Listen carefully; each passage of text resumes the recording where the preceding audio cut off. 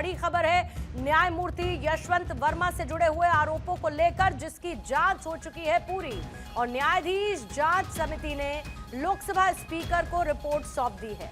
समिति ने लोकसभा अध्यक्ष ओम बिरला को इसे लेकर रिपोर्ट सौंपी है और समिति के पीठासीन अधिकारी मुख्य न्यायाधीश वरिष्ठ अधिवक्ता ने ये रिपोर्ट सौंप दी है। समिति के पीठासीन अधिकारी सुप्रीम कोर्ट के न्यायमूर्ति अरविंद कुमार ने रिपोर्ट सौंपी। बॉम्बे हाई कोर्ट के मुख्य न्यायाधीश न्यायमूर्ति चंद्रशेखर इस दौरान मौजूद रहे। कर्नाटक हाई कोर्ट के वरिष्ठ अधिवक्ता बीवी आचार्य मौजूद रहे और न्यायाधीश जांच अधिनियम 1968 के तहत ये प्रक्रिया पूरी कर ली गई है और रिपोर्ट जल्द ही संसद के दोनों सदनों में पेश होनी है। 12 अगस्त 2025 को समिति का गठन हुआ था, जिसके बाद रिपोर्ट सबमिट कर दी गई है। हमारी पॉलिटिकल एडिटर आदिति नागर और ज्यादा जानकारी के साथ इस वक्त जुड़ चुकी है। आदिति, पूरी प्रक्रिया हो चुकी है, रिपोर्ट सबमिट की जा चुकी है, लेकिन इंपॉर्टेंट ये है कि रिपोर्ट सबमिट करने के साथ साथ आने वाले समय में अकाउंटेबिलिटी तय हो, जवाबदेही तय हो, इसकी भी एक कोशिश नजर आती है। इसके और क्या मायने हैं? सबसे पहले तो जो अगला पार्लियामेंट सत्र होगा, क्योंकि जब भी किसी जज के खिलाफ कोई महाभियोग आता है, उसमें 50 सांसद तमाम उसका प्रोटोकॉल होता है और जज को हटाना इतना आसान नहीं है। ऐसे में जब ये पूरा कांड हुआ, उसके बाद आपने देखा कि संसद में क्या प्रक्रिया हुई, उसके बाद समिति बनाई गई। अब इस समिति की रिपोर्ट के बाद उन पर महाभियोग लागू किया जा सकता है, बशर्त है कि समिति की रिपोर्ट में क्या पेश किया गया है।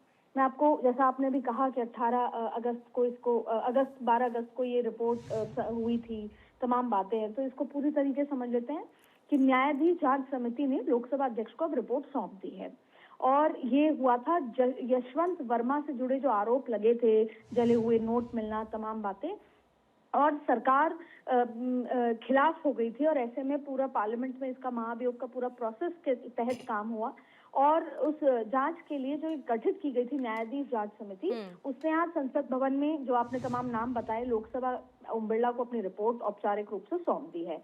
अब ये मामला अगले पार्लियामेंट सत्र में आएगा और फिर महाभियोग के तहत उनको हटाया जाएगा। फिलहाल उनको नहीं हटाया गया है, वो अपनी सर्विसेज पे हैं। अब देखिए, इस रिपोर्ट में ये जो अधिनियम 1968 के प्रावधानों के तहत तैयारी की गई, सभी वैधानिक प्रक्रियाओं का पालन करते हुए प्रस्तुत की गई है।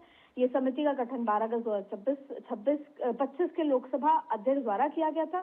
समिति का उद्देश्य यही था कि किस तरीके से ये जो न्यायमूर्ति यशवंत वर्मा के खिलाफ लगाए गए आरोप की निष्पक्ष, स्वतंत्र और विस्तृत जांच की जाए और समिति ने निर्धारित समय जो सीमा दी गई थी, उसके सभी संबंधित पक्षों और तमाम जो पक्ष होते हैं उनसे बातचीत की, दस्तावेज की गहन परीक्षण किया और अब वो रिपोर्ट सौंप दी गई है। तो जिसे कहते हैं कि इसमें मुख्य बात यही है कि जांच प्रक्रिया विधि सम्मत और पारदर्शी तरीके से पूरी की गई है। सभी आवश्यक गवाहों से, दस्तावेज से परीक्षण किया गया है। अब महत्वपूर्ण ये है कि संसद के दोनों सदनों में आगे की जो प्रक्रिया है, लोकसभा और राज्यसभा के पटल पर इसे रखा जाएगा। इस रिपोर्ट पर आगे की कार्रवाई संवैधानिक और संसदीय प्रक्रियाओं के अनुसार की जाएगी, क्योंकि ये संसदीय प्रक्रियाओं के अनुसार ही उनका महाभियोग किया जाता है। संसद में चर्चा के बाद ही अंतिम निर्णय लिया जाएगा और उनको हटाने की जो प्रक्रिया है तब पूरी होगी।